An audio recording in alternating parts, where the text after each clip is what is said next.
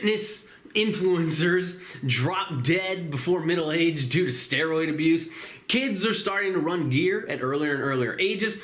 TikTok fitness is just a cesspool, and it's all a consequence, really, of the mental health anguish that's created by obsessing over aesthetics.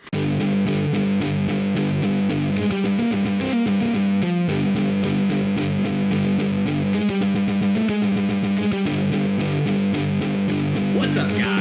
Enkiri here, and I contend that bodybuilding should no longer be the face of the fitness industry. I made a video a couple weeks ago talking about the dichotomy that has emerged in recent years within the fitness industry, where you have a very clear-cut distinction between looking fit and actually being fit, with most of the information that's presented to the public conforming to and emphasizing the former aspect here, which is looking fit, and with much less concern for the latter aspect here of actually being fit. And this video resonated with a lot of people on my channel, and for good reason. You guys are the cream of the crop when it comes to discerning fitness consumers. In fact, I would contend that there does not exist a more knowledgeable subscriber base on YouTube fitness than the people who are watching this channel and this video right now. Today's video is sponsored by the awesome folks at GlassesUSA.com. They contacted me a few weeks ago and said, hey, you wear glasses and we sell a whole bunch of glasses, so we'd like to sponsor one of your videos. So I decided to check them out, and I'm loving them so far, guys. They sent me 3 pairs on the house, but I'm planning to pick up some more pretty soon, because by cutting out the middleman, GlassesUSA.com is able to offer over 10,000 prescription glasses and sunglasses, including in-house brands, as well as designer brands like Ray-Ban, Oakley, Gucci, and many more at up to 70% off retail prices. These eyeglasses have a blue light blocker in the lens, which is great if you have to stare at a phone or a computer for several hours a day, like me. I'm sitting here writing programs all day long, and it can be really mentally exhausting. My eyes start to feel tired just from straining to focus on the screen all day. But no BS, I really notice a difference in how I feel at the end of the day wearing these glasses as opposed to my other frames. They're also scratch resistant, anti-reflective, and have a special coating that blocks out UV rays. These sunglasses have a polarized lens, which is pretty awesome. It makes a very, very big difference in terms of glare, for example. So if you're driving and the sun is beaming off different surfaces and making it hard to see, this polarized lens literally eliminates that 100%. The difference is actually quite profound. It's really cool. And I saved my favorite pair for last. This frame reminds me of aviator shades, which I love. I got them with a mirrored lens here, and let's face it, man, they just look badass. Block out the sun and the haters in one fell swoop with these bad boys right here.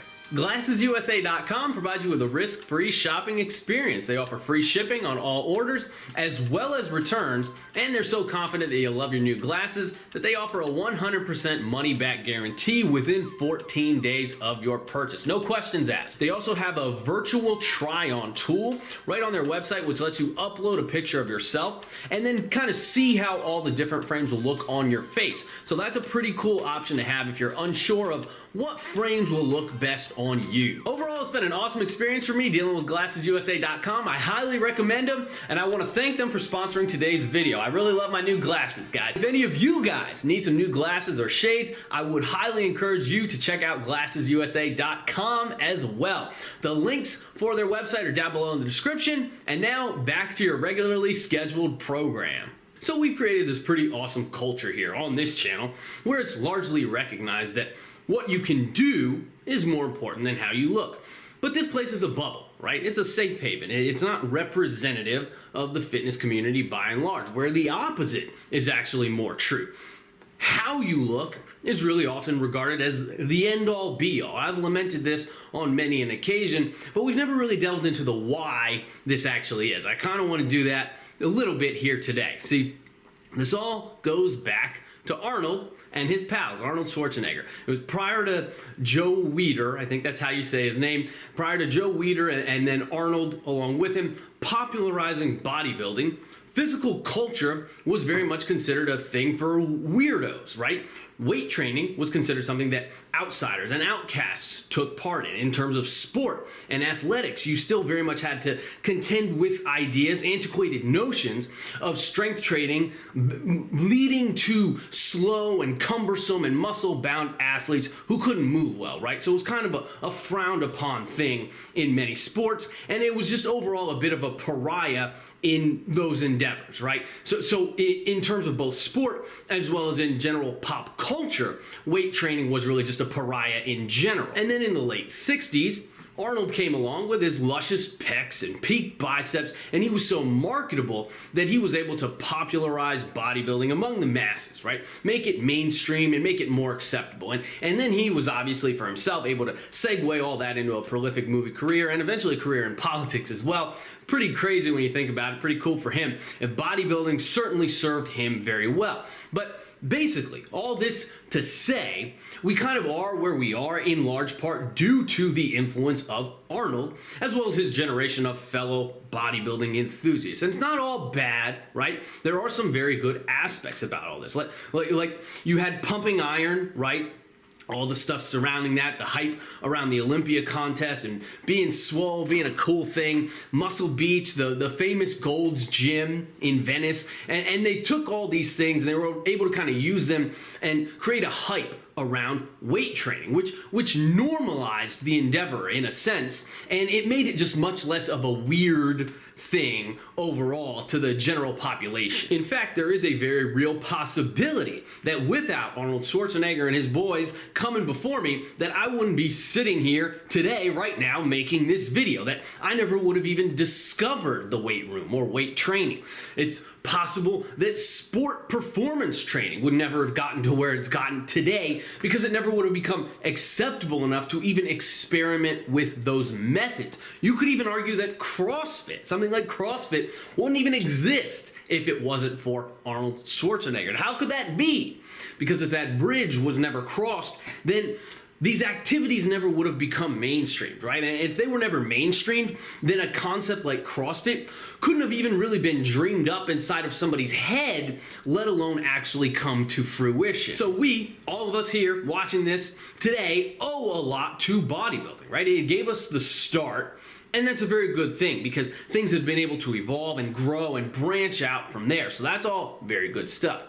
However, along with that, there is also some bad, and that bad primarily being that the progenitor of this whole industry, right, the original poster child, which is bodybuilding, clings on for dear life with its muscly frickin' hands onto that power that made it what it was, right? It is still the face, very much so, it is still the face of the fitness industry.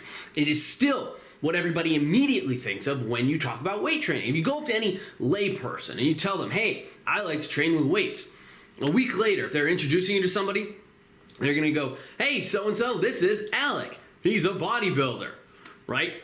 Like hell I am. But the point is, that is what everybody thinks by default, because bodybuilding is the face of the industry as a whole. It lingers, man. It overstays its welcome as the king, right? And we see this in the chaotic state of the fitness industry itself today. The shithole that is the fitness industry is absolutely rife with quote-unquote aesthetic bras, right? It's probably 90% of the content that gets posted onto social media fitness.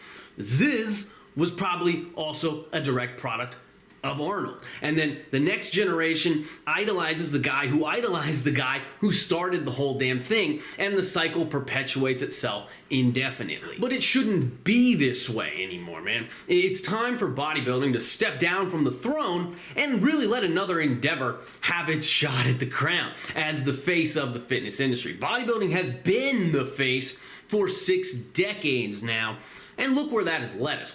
When you obsess over looks above everything else, a subjective measure, one that's actually often beyond your control as well, you lead yourself into dark holes, right? You end up with 16-year-old kids abusing PEDs and honestly probably still hating themselves when they look in the mirror, only now they've also permanently screwed up their endocrine system as well and are slowly killing themselves in the process. It leads to body dysmorphia. It leads to these weird categorizations, hierarchical structures in the thinking where people in that world categorize you and your value based solely on how your body looks, how much muscle that you carry, and what they deem your level of aesthetics to be. We live in a bizarro world where the size and the shape of your chest and the peakness of your biceps peak dictate your worth in the industry, both as a dispenser of information as well as a consumer of it. It goes both ways. And look at it. Stop for just 1 minute. Just 1 minute. And truly take a good look at it. It is a shit show.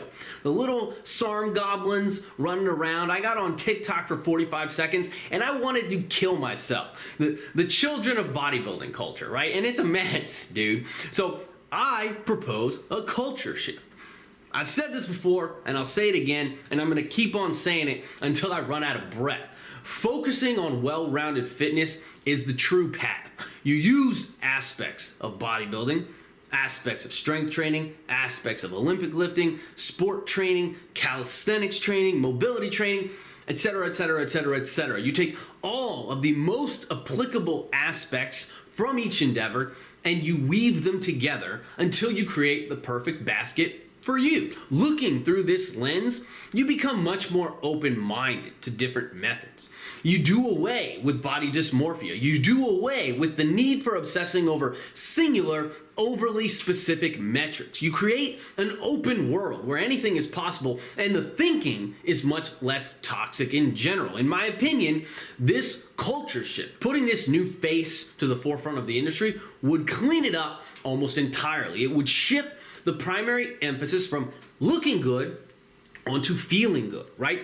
Chasing muscle mass and chasing muscle size is fine, but the primary goal would be to focus on what your body can do rather than how it looks. And the look that is obtained is secondary to the training itself and is relative to the individual because that is just the way that things go. And that would be a far cry from the standardized yet arbitrary aesthetic that's currently considered ideal that is kind of shoved down everybody's throats. Invert your thinking and free yourself from these self-imposed shackles. Invert your thinking and the guy staring back at you in the mirror will no longer be your enemy. So the way I see it, bodybuilding has had its chance to shine for decades now. It's done some good things, some things that we'll never forget, such as mainstreaming weight training and making it a culturally acceptable endeavor to partake in, which is awesome.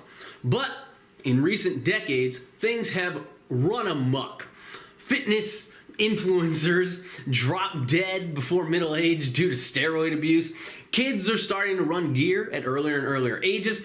TikTok fitness is just a cesspool, and it's all a consequence, really, of the mental health anguish that's created by obsessing over aesthetics, by prioritizing looks above all else. That is just a terrible, terrible idea for mental health in general, both for men and women, so stop doing it. Use fitness for what it is supposed to be, a tool for becoming fitter, not merely looking that way. And in the process, you'll be helping to overthrow a king that started abusing his power a long, long time ago. And that's all I got for today, guys. I'm curious to hear what your thoughts are on this topic as well. Should bodybuilding be replaced as the face of the fitness industry? And if so, how can we go about, as a community, helping to enact that change in a positive fashion moving forward? Or, on the flip side, am I just talking out of my ass this entire video? Let me know what you guys think in the comments down below. And if you enjoy these types of videos or you simply find them informative or just thought-provoking, please remember to hit the like button and leave me some love in the comments down below before you go. The engagement's really helpful for my channel. If you find the info here helpful and you just want to throw some support my way, then be sure to check out EnkiriEliteFitness.com and pick up one of my training programs. I've sold a few thousand of those over the last couple years since I released them, and the gains that people reported back to me have just been freaking awesome, man. So be sure to grab yours today and hop on that gains train. Shout out to GlassesUSA.com for sponsoring today's video. Be sure to check out the links in the description down below. below and grab yourself some sweet new shades. And that's all I got for today, guys. Keep training hard, and I will catch you all next time.